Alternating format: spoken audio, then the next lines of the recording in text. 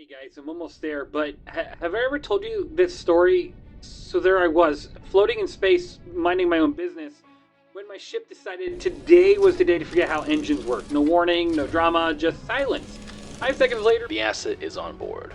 How's our weapon systems looking? Weapons online, powered and stable. Engines ready? Engines are green, we're good to go. Systems are good. Let's get off this rock. It's about damn time. Well, you can say that again. I really don't want to repeat myself. Do you even know how to drive this thing? Wait, aren't we getting food first? Why are you always talking about food, man? They're hailing me like, you all right in there? No, sir. No, I'm not. Welcome to space, right? Hello, guys? Are you there? Hello and welcome back to Star Citizen. My name is Evenlease, and today on 10 Minutes More or Less Ship Review, right behind me, the Origin 400i. Let's go ahead and take a look.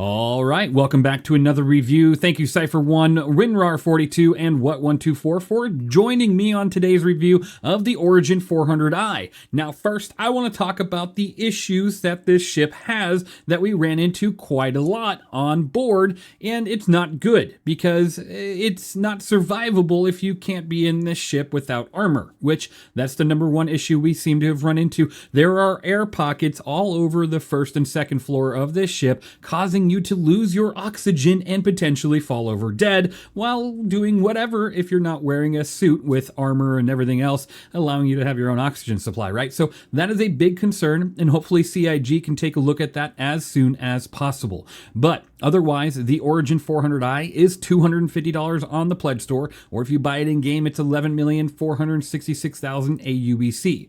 Now, this ship is classed as an explorer, but I will say, in the terms of gameplay, there's really not much you can do with this ship compared to a lot of other ships out there that might be smaller or just better used at their price point, which is honestly just too bad. Because with the 400i, it's a luxury explorer, so that's about the only thing it has over a lot of other ships out there in this size and class, is that it has a luxurious feel to it from the interior to the outside. But when you're actually flying it, you realize that you have less cargo capability than something like a Connie Taurus, you have less firepower than something like a Connie Taurus or a Corsair, you have less overall capability to carry vehicles like these vehicles mentioned, and you just have less overall ability to do pretty much any gameplay function in the game.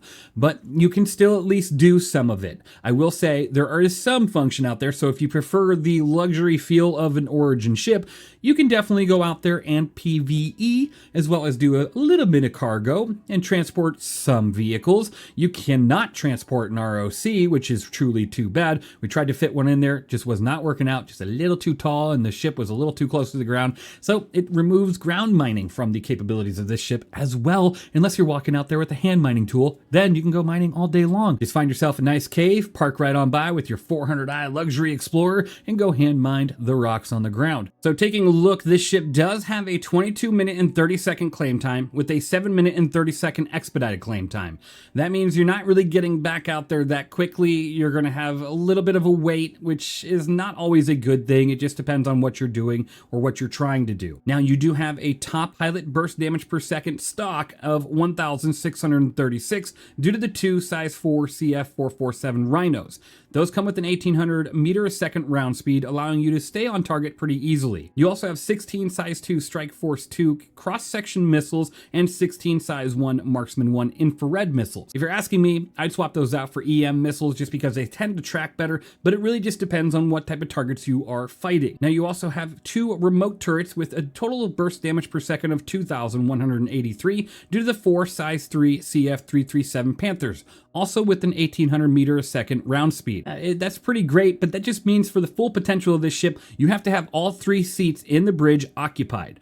And that's not always the case, right? Especially since there's a lot of ships out there that output much more damage when you have 3 people on board. So why would you choose this over one of those is the question you got to ask yourself. Now, if you're in for the Origin brand and the luxury, then this is probably the ship for you. But if you could care less about that, there are definitely better options in this price area that does a lot more damage. Once again, the Constellation Taurus, the Corsair. With that, this ship does have 45,000 quadrant shield with an 8.3% physical resistance, a 5.3% energy resistance, and an 81.6% distortion resistance.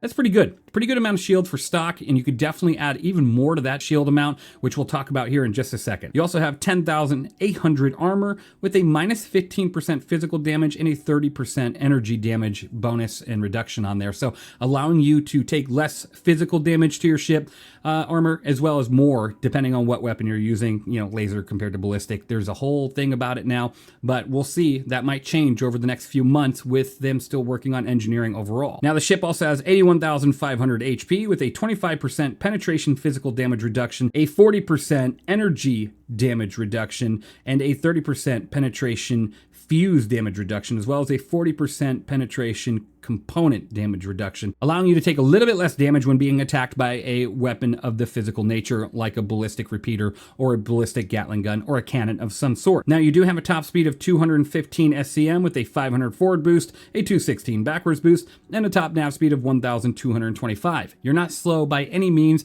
especially for the size of your boat. You also have a pitch yaw roll of 35, 35, 70 with a boosted 42, 42, 84. Honestly, terrible. Not good. You would think this ship would be able to maneuver a bit more, especially with the thrusters on it, but it doesn't, and it's not good. It doesn't feel that great. It's a ship that's not really that big, and yet it maneuvers kind of like a whale, so that's honestly too bad. Now, you do have 25 flares and 10 decoys, and you also have a total of 60 SCU of hydrogen fuel and 3.6 SCU of quantum fuel. Now, let's go ahead and take a look at the exterior of this ship to kind of show you some of the options that you have on carrying things. First and foremost, right here at the front of the ship, you do have an available ramp that comes down, or elevator that comes down that fits an X1 bike or any other hover bike that can fit in this area.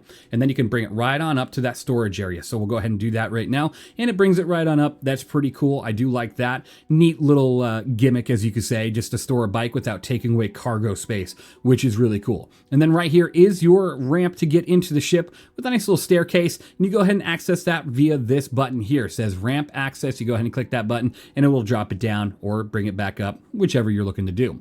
Now, back here, you do have your cargo bay, which fits 42 SCU of cargo. Once again, not a great amount. I'd have to say that 42 SCU of cargo, based on the price and size of this ship, is not that great. And from what you can see, you can only fit one 16 SCU container, one 8 SCU container, and then a multitude of 1s or 2 SCU containers on this. Or you can fit a couple, like 3 8 SCUs, and then the rest being small boxes. So the grid isn't fantastic. You aren't moving doing 32 SCU containers or anything of that nature, and then you're very limited on how many of the big boxes you can carry all at once as well. The button being right here, you can go ahead and access that and bring it on up.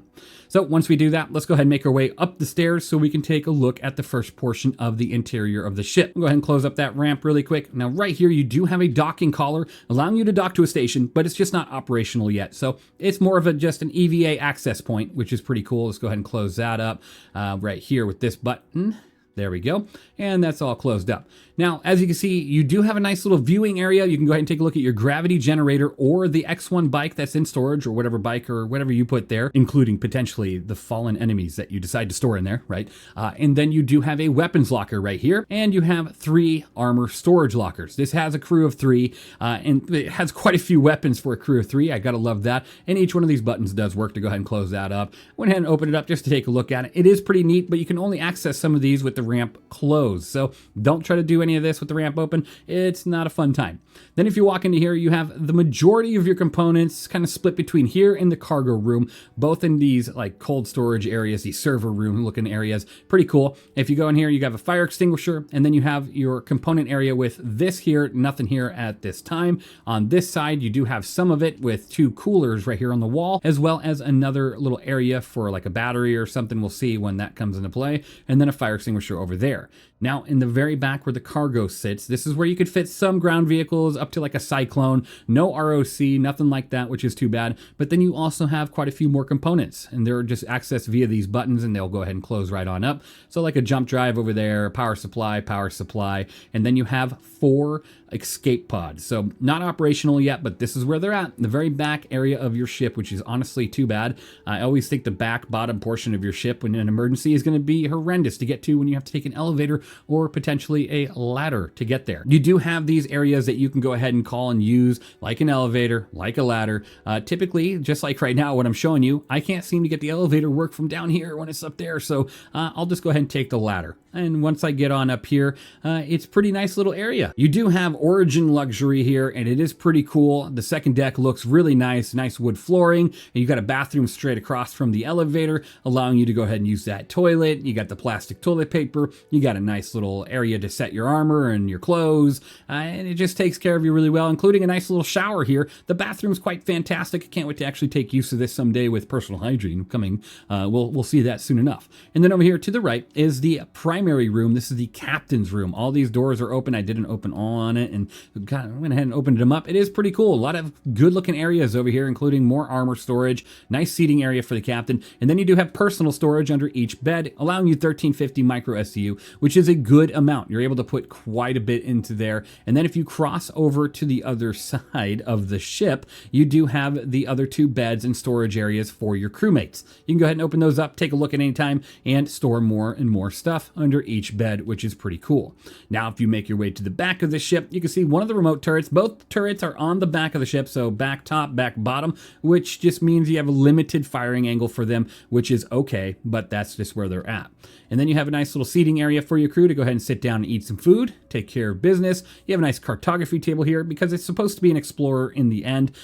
Is it going to really have that gameplay right now? No, probably not for a while, but it is pretty cool that this is where that is. And then you do have a very nice little viewing area right outside your window, which is really cool here. Being able to take a look at planets, moons, or whatnot, it is pretty nice. There's just nowhere to sit unless you sit right here on the cartography table. You're like, yeah, I'm going to sit right over here. But then I just fell on the ground. Now, if I make a way over here, you do have a little kitchen prep area and go ahead and take care of the dining of the crew, wine, all sorts of stuff. It is pretty nice. Honestly, if you're asking me, this is a really nice ship, but it's more for the business owner or the really rich person that just really wants a nice ship to fly around in, and not for doing like any sort of touring with a person on here like a VIP or whatnot, because it's not really that style of ship. I don't think this is a VIP style ship at all. You have 2 crewmates here and you have a captain's area. You do not have anywhere for a nice VIP to be unless you put them in your area, and then you just gotta, maybe sleep in the bridge area, right? But let's go ahead and make our way to the bridge where you have the 3 seats to operate the ship. First and foremost, right in front of you, the pilot seat, and then to the left you have another seat, and to the right another seat. These control the remote turrets, 1 each,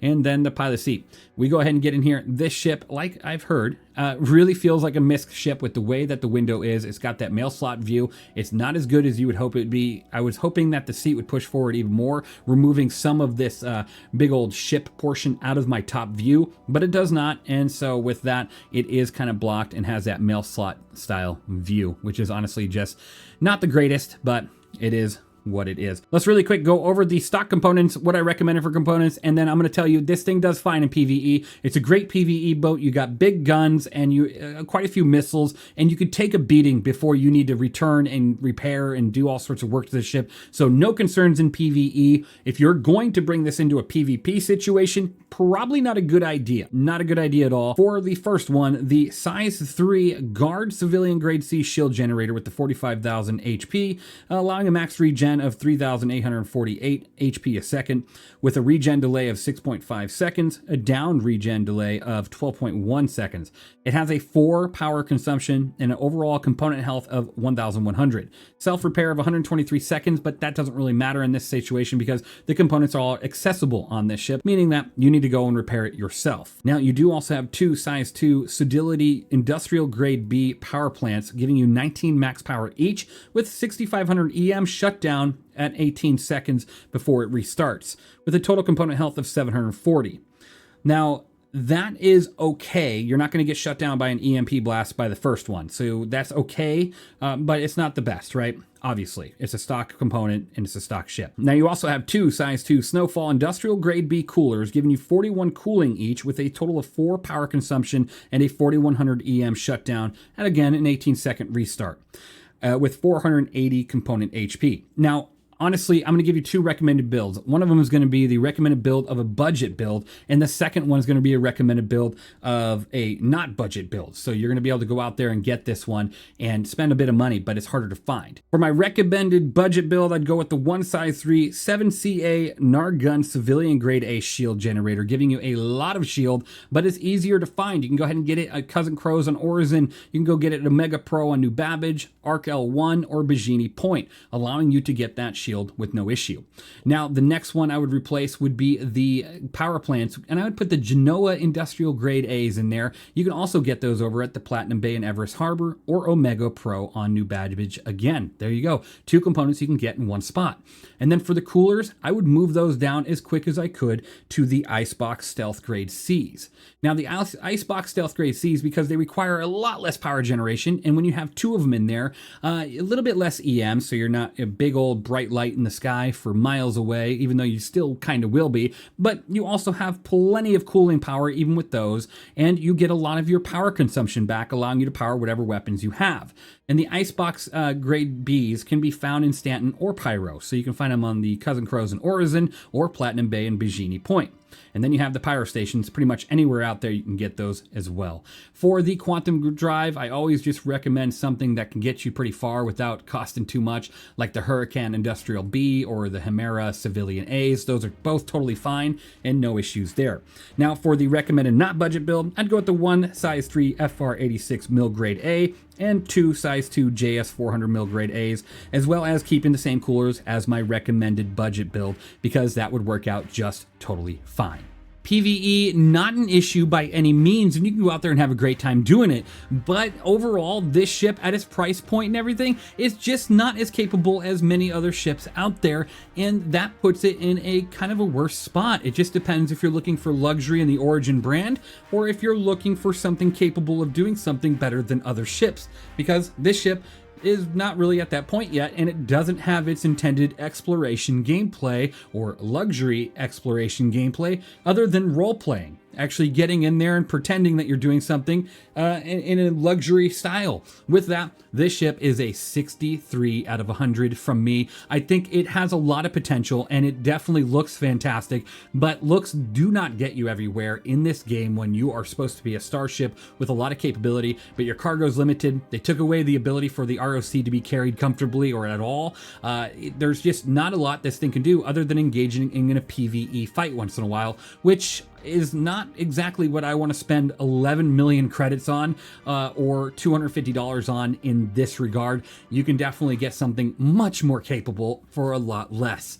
With that, let me know what you think of the 400i, and do you fly one currently, or do you think it's a great ship? I don't know. I mean, I just really don't think it's in a position right now in the current game that amounts to being something I'd fly a lot, or really ever. Now, with that, what do you think of the Origin ship is going to be this year? Do you think it's just going to be the G12, or do you think they're going to announce the 500i? We'll see, huh? Thank you guys for being here. Thank you for being awesome. You all are truly the best. And of course, I'll see you all in the next one. If you're building a new PC, go through longshipindustries.com, a veteran-owned mom-and-pop business that takes pride in every single build. He built my personal rig, which you can actually see featured on the website. The care, warranty, and customer support are top tier. Trust Longship Industries for your next build.